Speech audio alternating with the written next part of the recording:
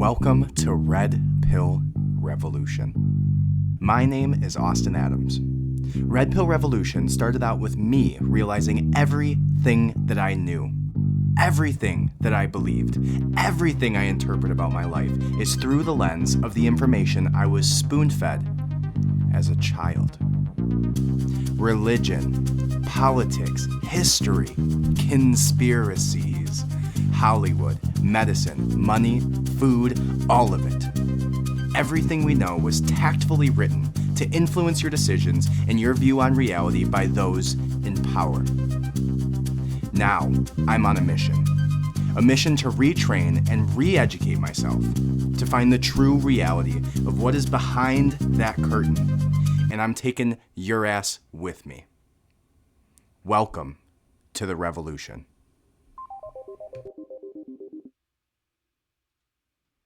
All right. Thank you for joining me. This is only on the Patreon, our bonus content today, and I appreciate you so much.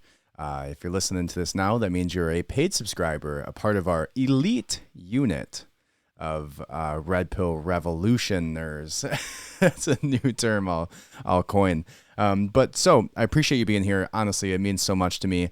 What we're going to talk about today is going to be some interesting topics. And I found a cool little format for this. I think what we're going to do weekly is find a few different topics, and a cool place that I found to find some of these more interesting one-off conversations that we'll be doing here on the Patreon is going to be by kind of scrolling through and looking at some of these articles that I found in a great little watering hole that I've seen is through the conspiracy Reddit, right? And it's interesting that conspiracy Reddit has turned into more of a right-wing, conservative platform now than it is anything else.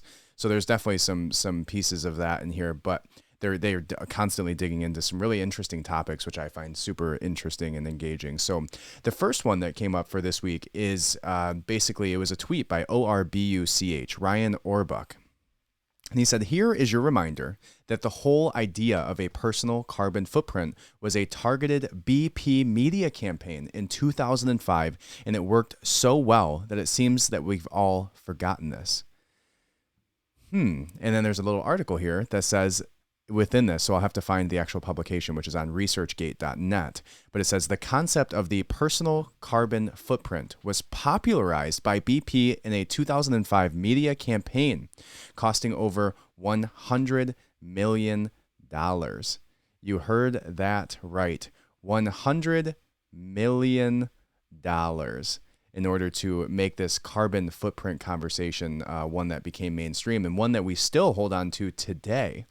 So the entire idea, okay, let's finish that statement. It says a campaign that research has indicated deflected responsibility for climate change away from the corporation and onto the individual, right? That's an interesting change and shift, especially that it came from BP, is that they're trying to, essentially what this article is leaning towards is basically say that, they're trying to make you and I guilty for driving to Starbucks twice a week instead of the massive, huge, multi-billion-dollar corporations that are pumping unbelievable amounts of carbon and whatever greenhouse gases into our atmosphere.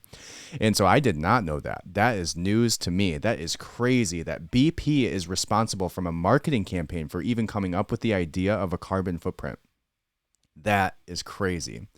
Now, as far as the comments go on this, it says, "I know that we already knew this, but we are going to have to pay for messes that billion-dollar corporations created while they walk away free. Our politicians know what they are doing too. This isn't just about being myopic."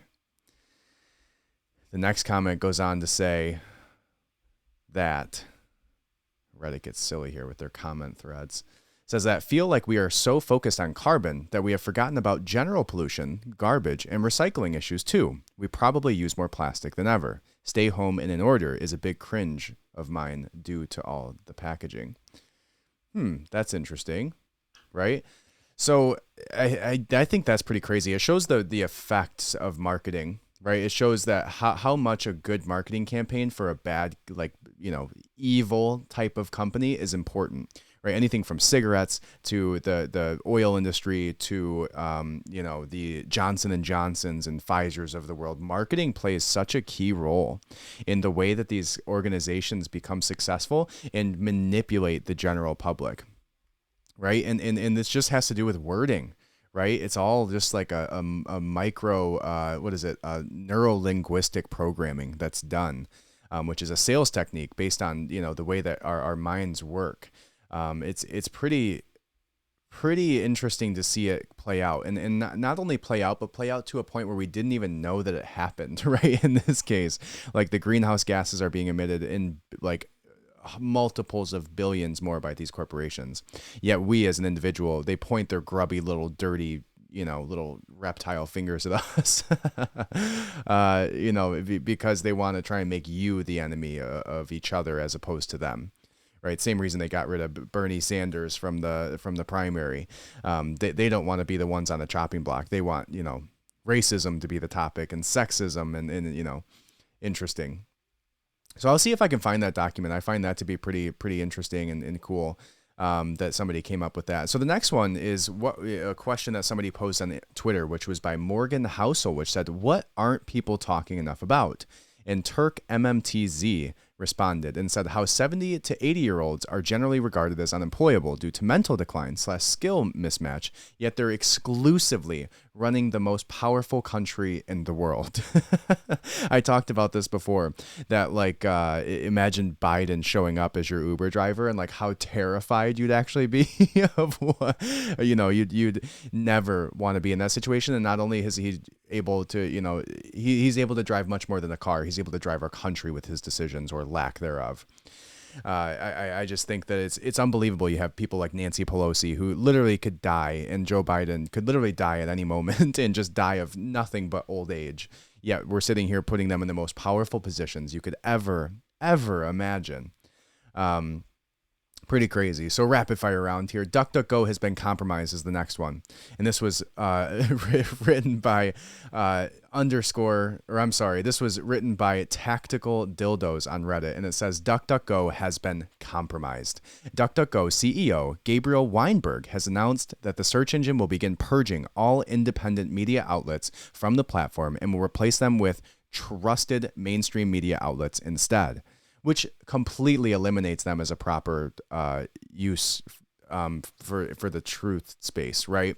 The whole idea behind why people use DuckDuckGo was specifically because they did not curate your feed based on trusted mainstream news outlets, the Trusted News Initiative, right, group.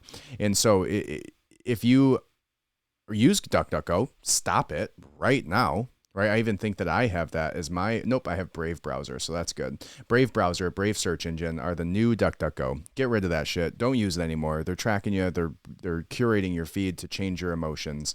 They're only giving you the mainstream media. Get out of there.